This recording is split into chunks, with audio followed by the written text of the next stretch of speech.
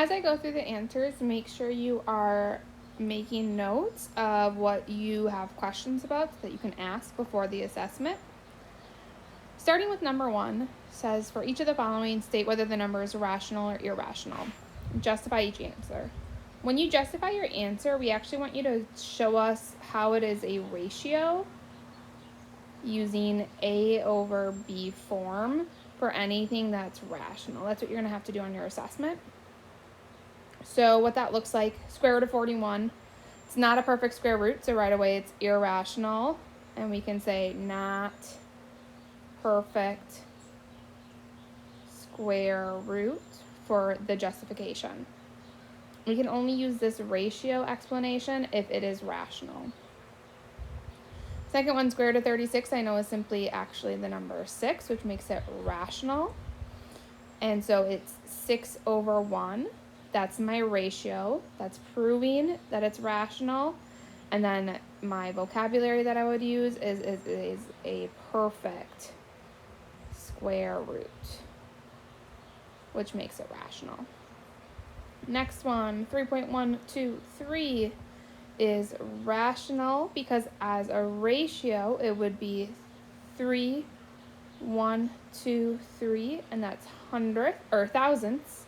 So it'd be over 1,000. That's the ratio, and it is a terminating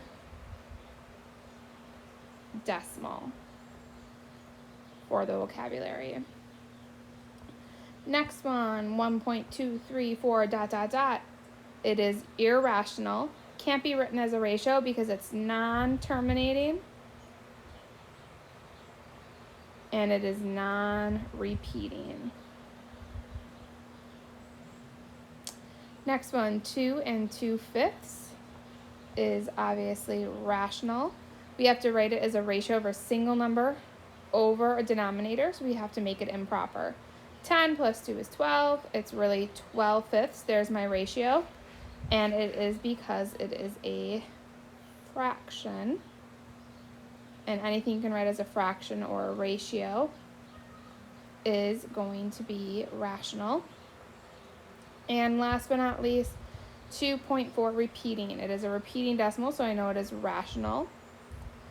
We would have to change this into a fraction, which is 2 4/9. 0.4 repeating, you guys have in your notes, so you should know that one. And then if we make it into a ratio by making it improper, 9 times 2 is 18, plus 4 is 22. It's really 22/9. There's the ratio proof. And it's because it is a repeating decimal. All repeating decimals are rational. Number 2, you have to put these coordinates or these numbers on the number line by putting the letter in the correct area. To justify, you have to show your work about what you're doing. So first thing is square root of 34. We have to figure out what the decimal is. So I know it's between the square roots of 25 and the square root of 36. It's very close to 36, so I'm going to guess 5.8. Do the math and figure it out. After doing my math, 5.8 was under, so I also had to show 5.9. You have to show both, and then you have to figure out which one's actually closer. Well, 3.364 is closer than 34.81, so my actual answer is about 5.8 for this one. So when I plot this on my number line, A is 5.8. I put a dot where the point is. I call it letter A. Please make sure that your answers look like mine, where you use this dot, and then you have the point above that.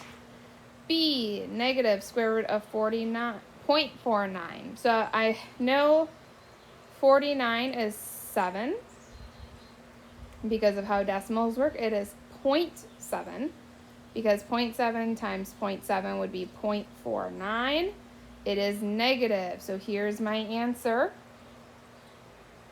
And on the coordinate, or on the number line, it's negative 0.7. It's kind of close to negative 1, but not quite. There is B. C, 0.89 repeating. It's already in a decimal form. So I can go ahead and just plot it on the graph. 0.89, it's positive, it's about right there. C. D, negative square root of 26. This is just like A, don't forget it's negative. So it's between the square root of 25 and the square root of 36. It's super close to 25, so I'm going to try 5.1 times 5.1. When I do so, I ended up with 26.01, which is almost perfect 26. To show the other option, it would be 5 times 5, which is 25. But I have to remember that it's negative, so it's negative 5.1 is my estimation. When I plot that on the number line, it's right here. That is point D. And lastly, point E, square root of 4 over 16. When we do these, we can think of it as two separate square root problems in fraction form. Square root of 4 is 2. Square root of 16 is 4, which is really 1/2, which is a 0.5. It's a positive number, so I plotted on my number line. It's on this side of C. Make sure that's very specific and exact. That is point E. Next, we have estimating square roots. We already did a couple like this in problem number 2. 38 is between 36 and 49. It's very close to 36, so it's going to be 6 point something that's low. So let's try 6.2 and see what we get. When I multiply that out, I ended up with 38.44. That's slightly over 38, so I have to try another option, which is going to be under. 6.2 is over, so let's try 6.1 times 6.1. I have to see both to give you credit. When I multiply that out, I end up with 37.21. 38.44 is technically closer, so 6.2 is going to be more accurate. The square root of 38 is about, that little squiggle means about, 6.2. I showed it was closer to 6.2 because I also had that 6.1 math that I did. B is the square root of 72. 72 is between the square root of 64 and the square root of 81. It's actually pretty close to the middle, so I'm going to guess 8.5 for my first estimate. I'm going to multiply it out and see what I get. When I multiply, I end up with 72.25. That's slightly over, so I have to try under. 8.5 is over. I'm going to also try that 8.4 to see which one's actually closer. I end up with 70.56. First option was much closer, so my answer is about 8.5. And number 4 is to write 0.32 repeating as a fraction in lowest terms. If you do not reduce, it will not be correct in lowest terms, remember. So use your notes to help you, but this is a step process. First, set x equal to your repeating decimal.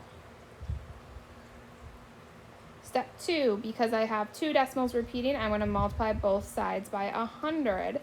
So I'll have 100x equals 32.32 repeating. That's because, remember, 0.32 repeating is really 0.32323232 forever and ever. So when I multiply by 100, I move my decimal over 2 spots, so I get 32 as a whole number, but I still have this 32 repeating going on. And then I take my first expression, and I'm going to subtract it from what I multiplied. I end up with 99x equals, my repeating decimal part cancels, so I just equals 32. Solve for x by dividing by 99. X equals 32 over 99. Then I ask if that can reduce. The only numbers 32 can divide by is 2, 8, and 4. 99 can't divide by any of those, so it is already reduced, and I have my final answer.